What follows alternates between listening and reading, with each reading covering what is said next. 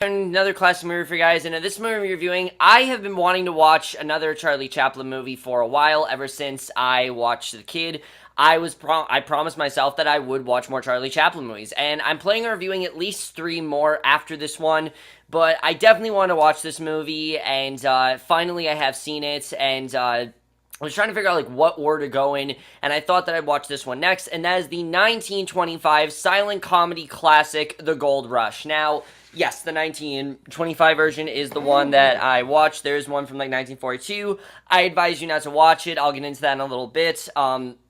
But basically, I was very interested in this movie, especially after watching The Kid. I was very happy with The Kid. I really loved it overall. You guys know it's probably one of my favorite classic movies I reviewed to you so far. And I was just really impressed by Charlie Chaplin. I really wanted to see another Charlie Chaplin movie, and I finally saw this one, and I have to say, how was The Gold Rush? Again, just like The Kid, The Gold Rush is a masterpiece. I love this movie, and one of the things I really love about The Gold Rush is that it's really different from The Kid. It's not at all the same kind of movie, and I think that's something that was really great. I really did love this movie overall. Again, I think it's another great Charlie Chaplin movie. But let me just say that I did watch the 1925 one, because there is one from 1942 where Chaplin, he added in a bunch of dialogue and narration and things like that, and I advise you not to watch it. It's very distracting. It honestly was kind of irritating and just kind of took me out of the movie, so I really recommend you watch the 1925 one if you haven't seen it. Maybe at some point I'll watch the other one, but for me it just really took me out of the movie. Let's get to the plot of The Gold Rush overall, because I really do love the plot of this movie. Basically, this movie is about, the gold rush in, the Klondike Gold Rush. Basically, if you don't know what that was, that is when basically there was all these prospectors. Basically, there was all this gold found in this parcel of land, basically, and we have 2 prospectors that we're following. We have the lone prospector, played by Charlie Chaplin. He's getting, he ends up getting lost in a blizzard. There's this whole blizzard that happens. He's trying to find gold, and then you have Big Jim, who's a gold prospector, and they're both basically trying to find gold. Well, they basically all end up in this cabin, basically, and him and this other prospector named Larson, they all end up in this cabin, and they're trying to basically stand each other in this cabin while also trying to find the gold and also trying to survive as well. And it's a bit of a couple different movies. It's a survival movie. I'd say it's also a comedy. It's a lot of different things, and that basically is the plot of The Gold Rush. Not the easiest movie to explain. Definitely is a simple movie. There's a lot more to it than that I will get into, but that's basically the plot of the movie. But the plot of the movie, I don't really think does the movie justice. I think what really does the movie justice and really gets me into talking about what I love about the movie is the cast. Now, obviously, the main reason I wanted to watch this movie was because of Charlie Chaplin. I just really love what he did in The Kid, and in general, I was just very impressed by his comedic abilities, and once again, he plays the same character that he did in The Kid, but a much different character, and that's something I think Chaplin does very well. The most known character he played was the tramp character. The difference is, the one in The Kid, I'd say, was more of a fatherly criminal, and in this one, he is, he's this lone prospector, and you honestly really do feel bad for him, because he just really wants to find gold. He's very poor. He's not really respected by society. Everyone just kind of thinks of him as the other guy just trying to find the gold, and he really is this great character. He does a great job. He's very funny in some scenes, but I think he also just did a really great job with the emotion as well, because like I said, you really do feel for him. You kind of feel like he's not really wanted in society, but he has big dreams, and you definitely want those dreams to come true, and he kind of ends up being the unexpected hero of the story, and I really love what he did in the movie. He really was fantastic, and like I said, I really think he's one of the best things about it. He really just does a great job, and really, I mean, there's a reason why Charlie Chaplin is known as not one of just the greatest comedians, but one of the greatest actors, because just the way he was able to act things out. I mean, there's a lot of things he has to do in this movie, between, just not having to speak without dialogue. Again, it's not easy to do. I think is something that he did very well, but he also does some really great pantomime in this movie, and I'll get into that in a little bit, but I can't really talk about that without talking about Max Swain. Now, as good as Charlie Chaplin was in this movie, for me, Max Swain, I thought, had some of the best scenes in this movie. He was so funny. I loved his character, Big Jim.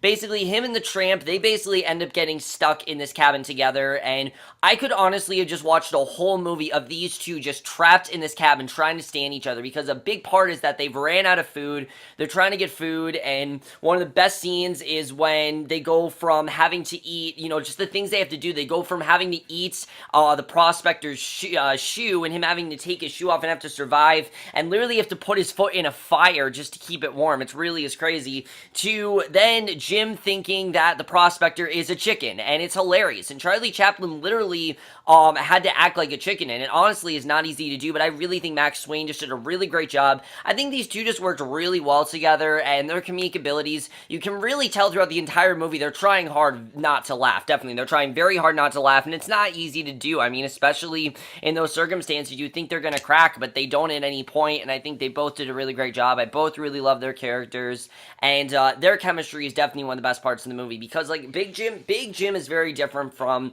the prospector. He's a lot more conniving, he's a lot more sneaky, and he's also very greedy. He's gonna do whatever he can to find food, he's gonna do whatever he can to find gold, he's very persistent with it, and he's gonna make sure that those dreams happen. And I think another great part of their story is that eventually becomes every man for himself. I'll get into that a little bit in the screenplay, but I really love what he did. I think he really did a great job. He really was fantastic. And then really the only other person to talk about is Georgia Hale as Georgia. I really loved her character. She comes in a little bit later into the story when the prospector and Big Jim go their separate ways after the storm is concluded. I really like what she did here, though, because this is the girl that the prospector sees himself with. He wants to be with her, he wants to impress her, and I really did like their chemistry. I liked her story overall. She's this big star, and she kind of wants to get out of it a little bit, and I think she really did a great job. I think they overall just worked really well together, and again, those big dreams, you really do want him to end up with her, and it's not necessarily a love story, though. I'd say it's more of him, that's sort of the B plot here. The A plot is trying to get the gold, the B plot is him trying to get the girl, and I really love that. I think they did a very good job with that, and again, very simple concept, but just very well executed, really well done, and definitely one of the best parts of the movie. I think they worked very well together. She's not introduced till, I'd say, an hour into the, not an hour, 40 minutes in the movie, but she really did a great job. Really loved her character, and I really think those two just worked really well together. So overall, the cast here is great. I think they definitely all really did a great job, but I don't think that's actually the thing that makes this movie. As good as Charlie Chaplin is, and as good as Max Swain is, I don't think anything is better than the directing and the screenplay, which is all done by Charlie Chaplin, mind you. Again, like I said before, Charlie Chaplin controlled a lot of these productions. In fact, this was the movie that Charlie Chaplin wanted to be remembered for when he was told, what's the movie you want, your legacy. Of course, the one that most people think of is City Lights, which is actually the last Charlie Chaplin movie I'm going to watch.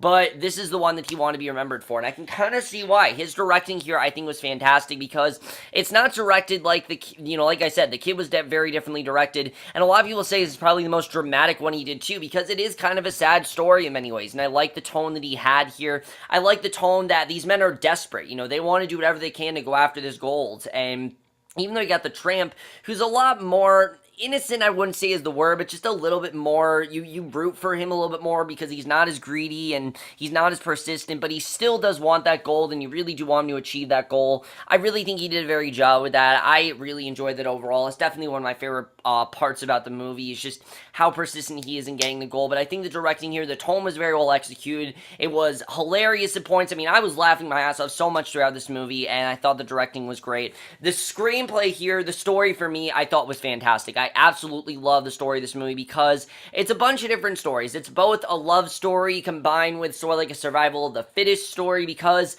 yes, these men are kind of going after each other, but they also have to stand each other, and it's a lot of fun to watch, and I really enjoyed seeing that. That was definitely a lot of fun to see.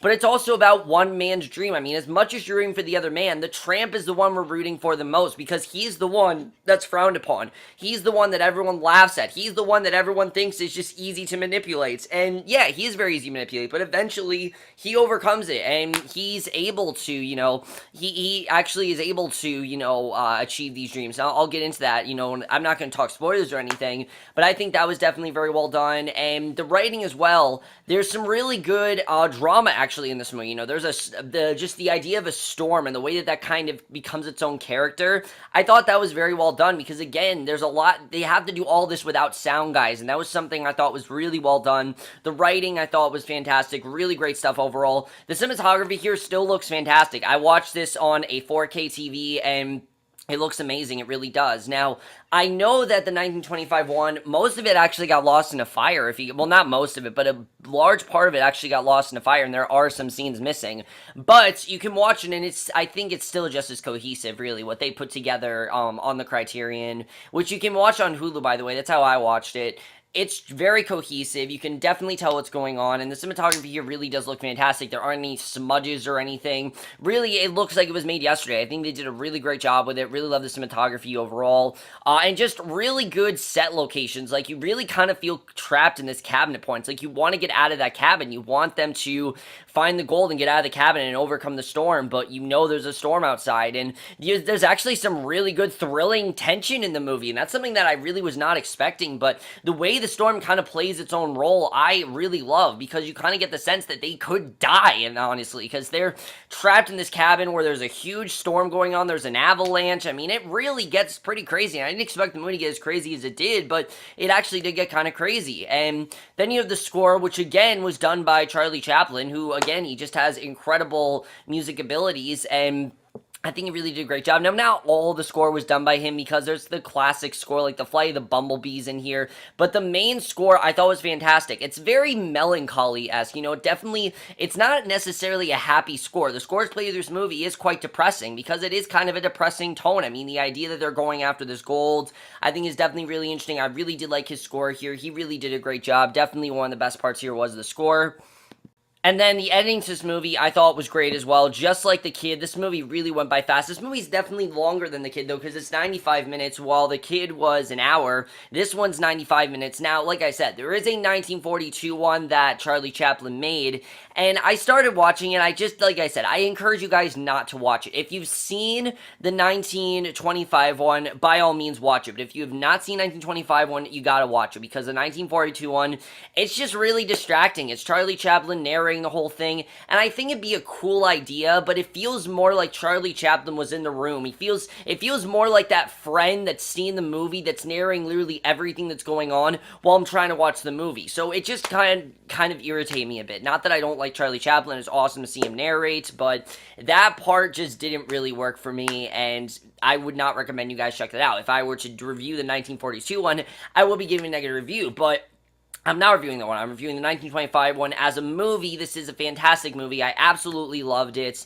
And overall, I really did love The Gold Rush overall. I really think it was a fantastic movie. I think it's, like I said, it's definitely very different from The Kid, but I really did appreciate that. I love the different kinds of tones this movie had. I love the different things that it did. There's some really great comedic moments in here. Probably some of Chaplin's funniest moments I've seen. I mean, really, he had me laughing constantly throughout the movie, and just the things that he could do is just so impressive, especially, like I said, all without sound. It's incredible to do. I don't know if I could do a silent movie ever, because everyone's so used to just dialogue, and there is dialogue, but there's just music. There's no actual speaking dialogue, and that's something that's very impressive, just to watch these actors just act without actually having to speak. It's just really interesting to think about, and I think they did a really great job with that. And overall, guys, I'm definitely going to give The Gold Rush a 5 out of 5 or an A+. I absolutely love this movie. I think it's another fantastic Charlie Chaplin masterpiece, and I highly recommend you guys check it out. And if you haven't seen a Charlie Chaplin film, I honestly would say start with this one, because I think it's a great one to start out with. I really think it shows his talents very well, and I overall really did love everything about The Gold Rush. So overall, guys, I know you guys saw The Gold Rush. If you have seen it, what's your favorite Charlie Chaplin movie? If you guys want to recommend a Charlie Chaplin movie to me, by all means do it. I am planning on watching 3 more, and I think you guys know what they are. They're 3 of his most popular films. I will get those out, hopefully, when classic movies are over. Like I said, the last one I'm watching is City Lights. I'm not telling you what the other ones are, but that is the last one I'm watching. But overall, guys, I know you guys saw this movie. You have seen, left your thoughts in it. What do you think of the 1942 one? For me, it just really took me out of the movie. I wasn't a huge fan of it, so I'm glad I watched the 1925 one. I didn't even watch the whole 1942 one. I just started watching it, and then I went to 1925 one. That's the one I recommend you guys watch. But let me know what you guys thought when you have seen it. Love to hear your thoughts on it. We'll see you guys in my next video, which, guys, my Girl Meets World review, of course, as you know, is already up tonight. Definitely watch the episode, though. I'm going to be watching a second time because I want to give them good ratings. Plus, I really love the episode. So, if you guys haven't seen Girl Meets World, definitely check it out tonight because it's going to be amazing. But my next review will be for Outcast because I am going to catch up on that show. I meant to watch episode 3 a long time ago. Back when I saw Warcraft, actually, I meant to watch it, and I just never did. But I will see you guys for that. Okay, bye.